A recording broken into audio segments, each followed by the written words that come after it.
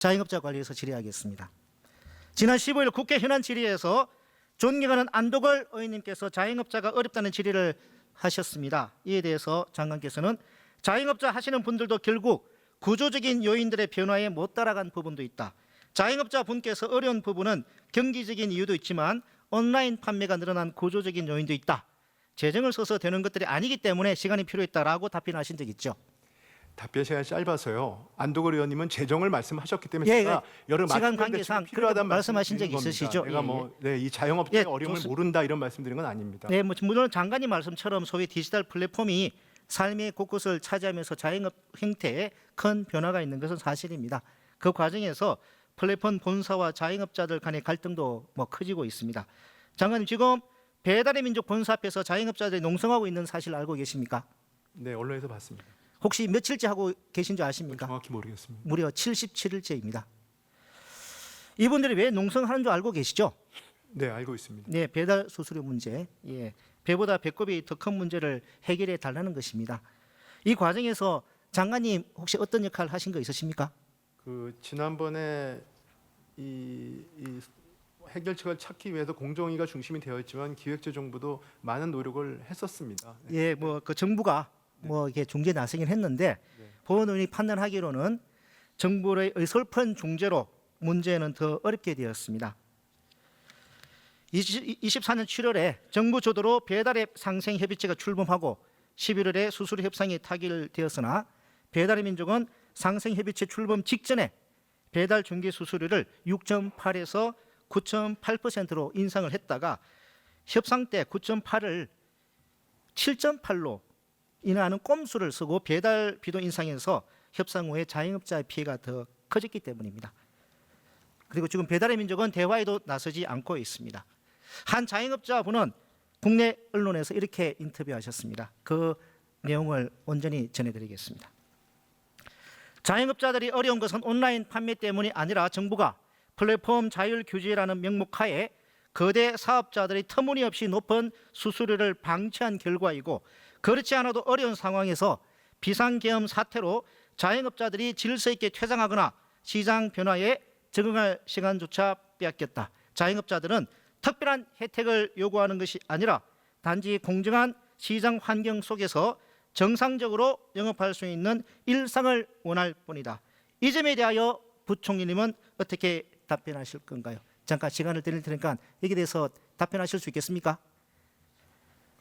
네, 지금 자영업자 분들의 어려운 부분에 대해서 저희도 정책 당국자로서 그냥 안타깝게 생각합니다. 근데 이걸 해결하는 방법이라는 게 사실은 그 현행법 체계 내에서 한계가 있는 측면이 있습니다. 그래서 좀 이 플랫폼 사업자들 간에 자율적인 합의를 노력을 했는데 그게 여의치 않았습니다. 그런 측면이 있는데 좀 더 이게 다른 방법이 있는지 저희도 고민을 같이 해보겠습니다. 추가적으로 이어서 질문해 보겠습니다. 자, 우리나라 자영업자 50대 이상이 50.3%로 가장 많고 창업 직전에는 53%가 직장인 임금 근로자였습니다. 왜 50대 이상 직장인이 자영업 창업에 뛰어들겠습니까? 그건 우리나라의 형편없는 사회 안전망 때문이 아닙니까? 네, 그렇기 때문에 계속 고용 문제도 해결해야 될 이슈입니다. 네. 자,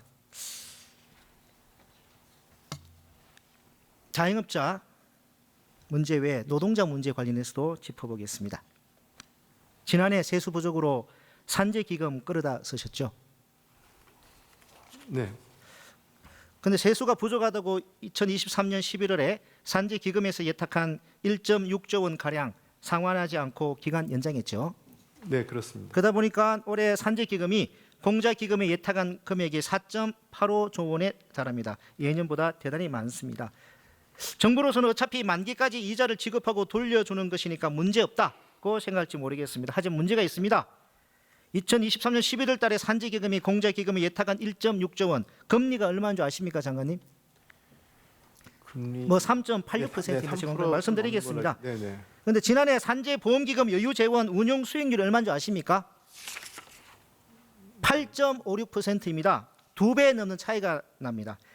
즉 정부에 예탁하지 않고 운용했더라면 더 높은 수익률로 산재기금의 재정에 기여했을 자금을 공자기금에 예탁함으로써 손해를 보게 된 것입니다. 단순 계산해서 1.6조 원을 운용하지 않고 예탁함으로써 보게 되는 손해는 750억 원이 넘습니다. 이게 다 노동자의 업무상 재해를 보상하고 재해 예방에 사용되어서 할 노동자들의 몫입니다. 이걸 부자들 감세해주고 세수가 부족하다고 끌어다 쓴 것입니다. 이게 약자 방치가 아니고 무엇입니까? 전 정권인 윤석열 정부는 약자 방치 정부였습니다. 그 중심에 바로 최상목 장관께서 계셨습니다.